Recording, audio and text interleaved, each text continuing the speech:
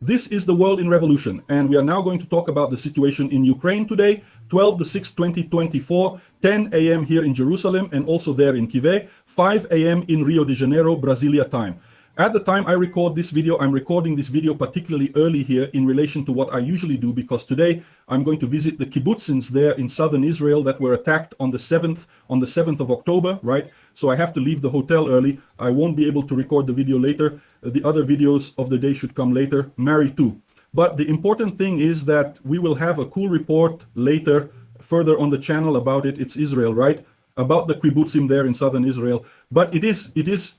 Let's make a quick catch up here of what's happening in Ukraine so we don't run out of information. And look what, today I have to do this quickly here. There was a Ukrainian attack, the Crimean bridge, as they say. It was nothing serious, okay? They would not have been able to hit the Crimean bridge, but Ukraine apparently tried, according to the Russians. Several maritime drones exploded near the Crimean bridge. Some people in the city of Kerch reported broken glass from the overpressure of the explosion. But it's in principle, the Russians say there was no damage to the bridge, right? In any case, we still have no image of this attack, which would have happened from yesterday to today. It would be happening according to what they say, right? Well, the Ukrainians also hit an ammunition depot near NIZHNY airport. Right, NIZHNY is the airport. Ammunition depot would have exploded with Ukrainian drones. It's pretty far here, isn't it? Of the border with Ukraine. But Ukraine gets these long-range drones, right? From the diplomatic point of view, the great offensive of Russian propagandists continues. Today was Elon Musk's turn to get into this story, wasn't it? Elon Musk, you know, is getting something from Putin, or he's getting money, or he's being blackmailed by Putin. I don't know what it is. But today, once again, he published 111 videos on NOX saying no, that we all want fathers, that it is absurd to keep strengthening the war in Ukraine. Oh, my friend, if you do not do this, Ukraine disappears. Russia destroys the whole Ukraine. Does Ukraine really not want war? No, no one wants war. The only way to end the war is to end Russia, right? Anyway, is it more of Elon Musk's old Russia for me today? Are you being blackmailed, or are you receiving money from 9 p.m.? There's no other alternative in this story, right? And let's also talk about why Putin is desperate about this, because the plans, the parent agreements that are being negotiated, it's not that good for Putin. Let's talk about these and other issues in detail. This news was suggested by Summer Season. I'm crazy about attacking Chechnya and a lot of other people. Thank you there to the people who suggested news there on our website at revolvim.com, and thank you to you who are watching our video. If you like our content, please leave your like and subscribe to the channel here, right? Well, yes, there was an attack with 53 Chari drones from yesterday to today in Ukraine, but most of them were shot down. It's the standard. There was nothing significant here, was there? Ukraine hit a warehouse near Nizhny Novgorod airport in Russia, right? And there was a big explosion after that. You see that one? This flash here is from a big explosion in this warehouse there at the airport in Nizhny Novgorod. We don't know exactly what was hit there, if it was some type of ammunition, if it was something anyway, we don't know what was hit. But apparently it was precisely that there is a big column of smoke rising here. It was something big that was hit there, okay? This was a Ukrainian drone that hit NIZHNY airport. That's good. The big news of the day. Look, it looks like the Crimean bridge is under attack as I record this video. It would be great if I recorded the video today at normal time, because we will certainly already have the result of this attack on the Crimean bridge. Unfortunately, I have already arranged my entire trip here in Israel. I'm going to have to make this temporary video, but anyway. Second, the Russians say there was no attack, there was nothing, there was no damage. There was the attack, but there was no damage, right? Vehicle traffic is suspended on the Crimean bridge, and it's, as they say, the telegrams there from the Russians, right? Here, oh yeah. Windows were shaking with explosions in occupied Crimea this morning. Residents report explosions in the area of the Crimean bridge. The bridge was closed, but has since been reopened. Now then, in principle, it's possible that the attack really wasn't significant, didn't manage to damage anything. That doesn't mean it was a failure, okay? In other words, Ukraine, it is testing Russian defenses there on the Crimean bridge, 1 hour an attack from that space, right? Here, Crimea, since 4 a.m. Ukrainian time, the Crimean bridge has been closed due to an attack on naval drones, right? Crimean officials report that 2 drones have been destroyed, but the attack continues. He put a series of images here that are not related one thing to another. a lot of things on fire here, but have nothing to do with one thing to another. In this story here, right? In other words, we know that there was a Ukrainian attack, the Crimean Bridge, whether it was a major attack, whether it was a small attack, whether it had any success, if it had no success, we don't know. We'll have more information throughout the day. In tomorrow's video, I'll clarify for you, everything is fine, right? Well, here, oh, this was the channel on Telegram, right? Air defense explosions nearby, small arms fire, probably a drone attack, possibly a drone is aquatic, right? There in the Adcast region, right? Two more big explosions, huh? Near Gorosko, an alarm was declared in the DA de Bahia area. Anyway, here the people talking here. Another very powerful explosion, right? This from here precisely in the Crimean Bridge region there.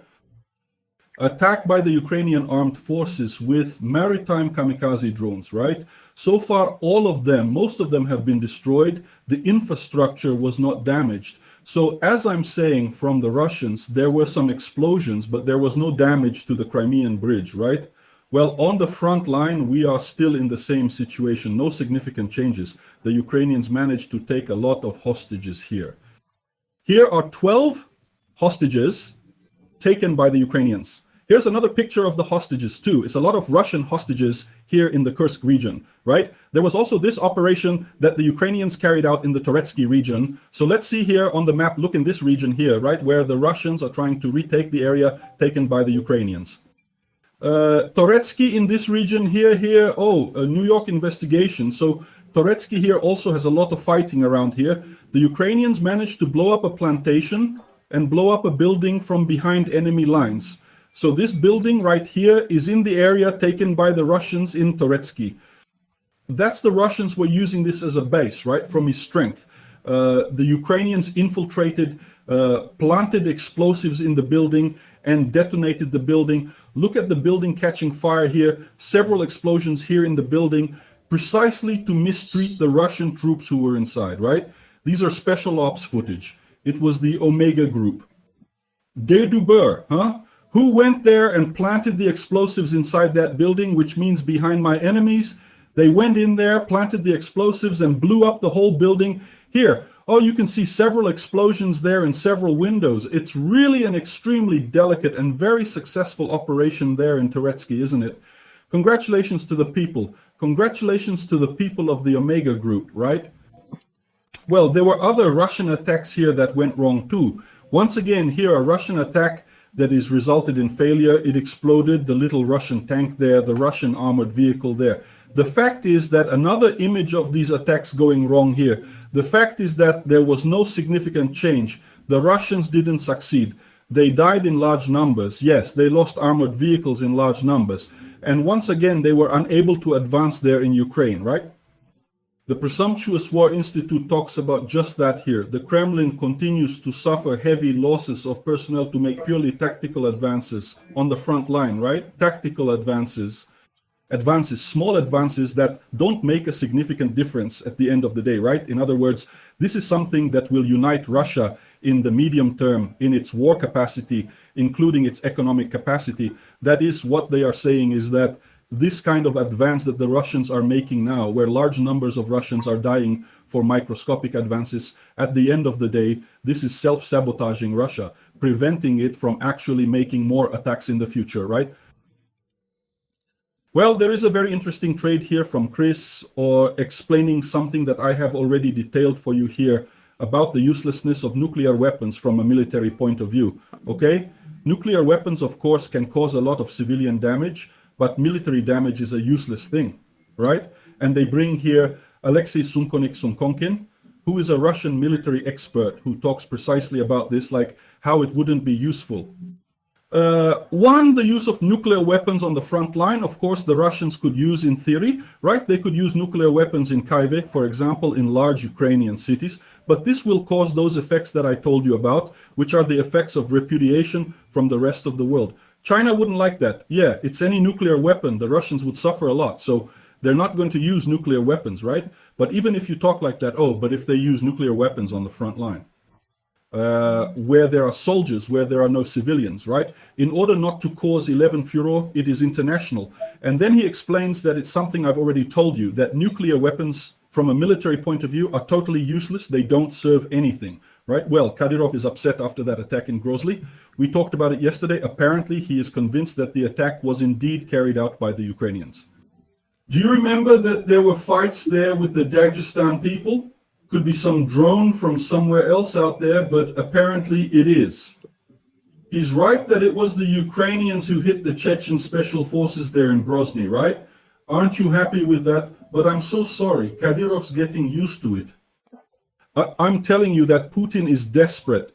Putin put all his propagandists to say no because he can't, because he has to cut support for Ukraine. What absurdity here. Elon Musk put a little video here. Notice that he didn't say anything. I have to myself that Elon Musk is being blackmailed. People are forcing him to do this. He doesn't like this position. He knows it's an absurd position. It's not possible. Elon Musk is a smart guy. He knows that there is no possible defense of Russia.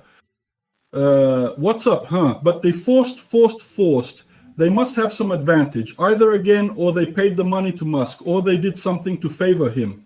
Anyway, I don't know what happened. I'm blackmailing the guy. It's a possibility, remember. Russia is a mafia state, could be openly blackmailing him, threatening to kill family members, something like that.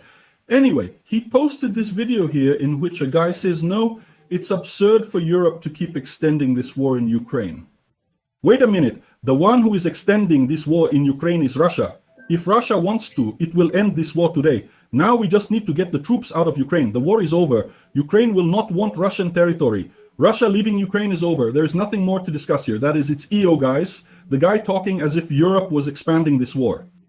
What Putin wants is for the United States, for Trump to abandon Ukraine. I already told you, the only alternative Putin has to stay alive, to continue surviving, is for Trump to simply abandon Ukraine. And even these parental proposals that Trump has made are bad. Okay, they're bad. It's terrible what Trump has put on the table. But anyway, we don't know what the proposal is yet. Okay, I always draw the attention of careful people. There's a Reuters report that the Russians clearly bought a lot of proposals from Trump advisors, but we don't know what the real proposal is. But even if it's a bad proposal, that's what I'm telling you. Putin is in such a bad situation that the only alternative for him is for the United States to abandon Ukraine completely, and Trump is not going to abandon, even if it's a peace deal, that he doesn't abandon Ukraine. Putin is screwed. So they're coming with this, with everything, with all this propaganda artillery of theirs, right? We've seen so much that it's chaos. They're talking shit. McGregor talking shit. Now this guy here, who I don't even know who he is, saying no, because we have to look at the soldiers are dying. And you continue with this war, you can't, there has to be a ceasefire. Stop the war now. I don't know what my friend says this to Russia because he's saying this to Europe. Europe is keeping Ukraine alive in this war if Russia wants to end this war. Now it's Russia that has to criticize, right? David responded to the guy here. Tatarigame also spoke here. The people of Ukraine want peace. No one asked for war. The war was forced on the Ukrainians by Russia. Asking people who are being attacked to stop defending themselves is irresponsible and morally wrong. I totally agree. If you really want to end this war, you have to demand that Russia stop aggression against Ukraine, right? In other words, complete nonsense. But this is what I tell you. What's happening here is very clear to me. Putin is desperate. He's starting to play all these talking points because he's in a desperate position with the fact that Trump is not abandoning Ukraine completely. Trump needs to abandon Ukraine totally. Parental negotiation just doesn't solve it, does it? Another one here, John Harris, who is Johnny W. Harris, who is a well-known YouTuber, a famous guy who makes some extremely leftist videos, of course. And he made a video now blaming the West for the war in Ukraine. Not because the West is wrong, the West that advanced with Lotan closer to Russia, the West that does not want to disarm Ukraine so that Russia can take all of Ukraine. The guy makes 11 absurd videos here. Because people blame America for the war in Ukraine. And his answer in the video is that, yes, you have to blame America itself, that it's America and Europe's fault, and I don't know what's there. That's the Russians, poor thing. In other words, certainly another one that is there in the Russians' pockets in one way or another, right? So, an absurdity, completely this from here. He says here that it is since the end of the Soviet Union, Russia has been excluded from Western society and makes a treatment of Germany's Weimar, which I don't know what the Treaty of Versailles, which ended up generating resentment in Germany. In other words, look at the point he's reaching here, the absurdity he wants to talk about. Putin is the bad guy, he's the guy who's wrong. You don't have one. Russia was not being excluded from anything. It began to be excluded from Western trade when it invaded Crimea in 2014. Then the first sanctions against Russia began. Until then, on the contrary, it had broad access to the Western market, right? That's what I say to you. Unfortunately, there are a lot of people making money from Putin, okay? Unfortunately, remember the faces of these YouTubers, because we know how this will end. This is going to end with the fall of Putin and everyone who supported Putin having to pay a price for this. These people, Tucker Carlson, this guy here, these YouTubers, all pro-Russia, will have to pay the price if it's not criminally in audience abandonment, because this is really absurd. Tim Pool, geez, man, what a reception with Tim Pool. Anyway, Lavrov here. Lavrov's interview with Tucker Carlson, right? Which is what Tucker Carlson went to do back in the United States, back in Russia. He said, no, what are the conditions for peace between Russia and Ukraine? Not that Ukraine needs to stay out of NATO. It cannot have military bases. It cannot Zaporize the reaction. Donetsk and Luhansk have to be recognized as part of the whole of Russia, the whole region, the same part that Russia did not conquer the Zelenskys. You need to do who knows what, and I don't know what there. Anyway, a lot of nonsense here that has no logic. It would never be acceptable from here.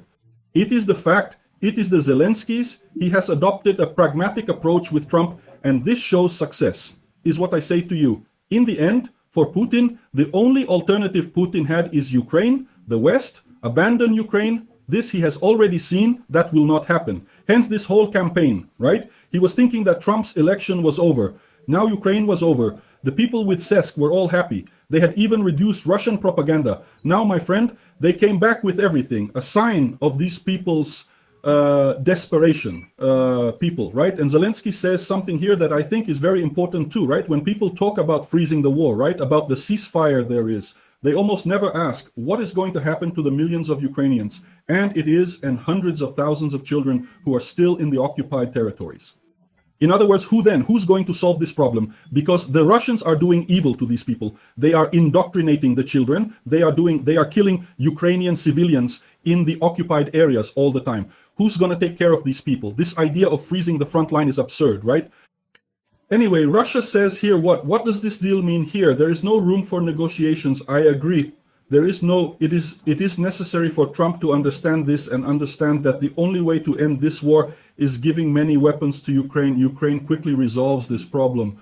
So I hope that's the conclusion that Trump will come to. Zelensky is right to negotiate, saying things that are not good. Like, no, it's okay, I'll leave you the occupied territories, but let's negotiate. Why is that? Because by negotiating, arguing, he manages to show Trump that the only way out is for you to arm Ukraine to end Russia. There's no other way out. And if Trump sends a lot of weapons to Ukraine, I already said Putin is desperate. He knows he has no alternatives. He'll end up giving up. He'll end up leaving Ukraine, right? Well, the Biden administration is doing its best. Ukraine will receive hundreds of thousands of capsules, right? Thousands of missiles and a bunch of armed vehicles in mid-January, according to Jake Sullivan. That was before Trump took office. Great news. That's a good start. But I think what's more important than that is for Trump to make it clear that he's going to continue arming Ukraine and sending a lot more stuff there. This is very important, and this is what will resolve this war. It will end this war with Russia leaving the 1991 borders of Ukraine. Thank you for watching the video to the end. In addition to liking, sharing, and subscribing to the channel, consider becoming a sponsor with value starting at $1.99 BRL. Click the Become a Member button below to learn the conditions and advantages of sponsoring the channel. More information about our project, visit our sites indicated on the screen.